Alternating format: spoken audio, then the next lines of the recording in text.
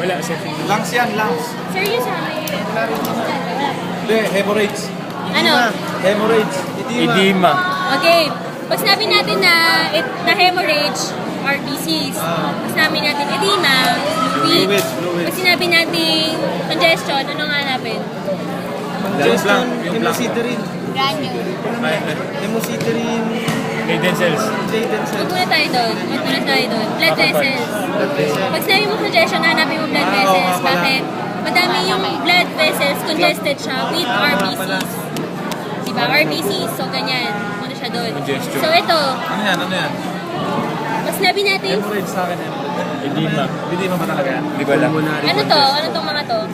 Yan yun Alveoli, alveoli. Fluid na to yung pink. Pero ito Sige. alveoli. Alveolar septum. Oh, alveolar sana. Alveolar septum. Ito, fluid. Normally, di ba light lang yan?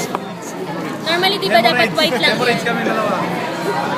Normally, di ba dapat white lang yan? Alveolar septum. Ito mga to, yan. Alveolar septum yan. Alveolar cells, may mga macrophage. Sino tama? May kiss cake. May fluid. May fluid. Presence of fluid indicates what? Dima. Edema. Pulmonary edema. Hemorrhage. Red kasi. Hindi, sige. Ito. Pag sinabi mo kasi RBCs, ang RBCs kasi parang normal cell pa rin siya by concave, pero parang makikita mo mga cells pa din siya. Unlike dito kasi, parang mas predominant kasi fluid. Unlike dito, Ah, yan pala yun. Yun yung congestion.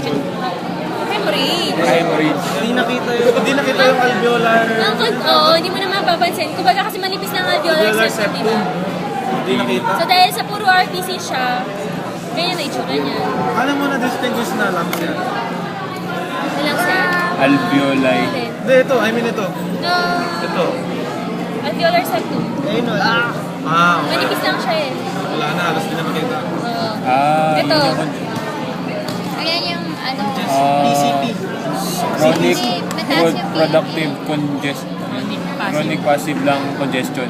Chronic passive lung congestion or chronic Chronic passive passive congestion. lung. CPLC.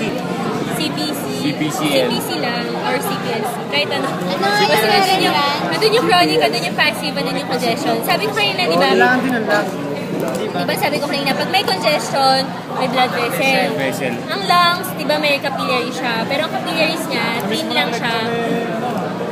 Nag-choco pare. Chow Jr. Thin walled lang siya, di ba? Capillary thin walled lang siya, di ba? So, ang tendency, dahil sa tuloy-tuloy na congestion, passive siya kasi ano lang siya eh, parang normal, kasi hindi siya ganun ka-aggressive na congestion. Kasi kung aggressive siya, hindi mag-hemorrhage tayo, di ba? Ngayon, passive congestion siya, pero naging chronic siya, tuloy-tuloy. So, nagkakaroon ng escape ng mga RBCs within the capillaries. Kasi sa... Diba, chronic passive congestion. So, congestion, RBCs, nasa loob ng blood vessels. 16 volt, normally, ang capillaries.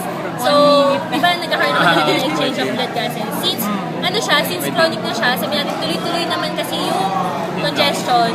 Pero passive, kasi hindi siya aggressive. Kapag aggressive kasi, pwede mag-lead tayo sa hemorrhage.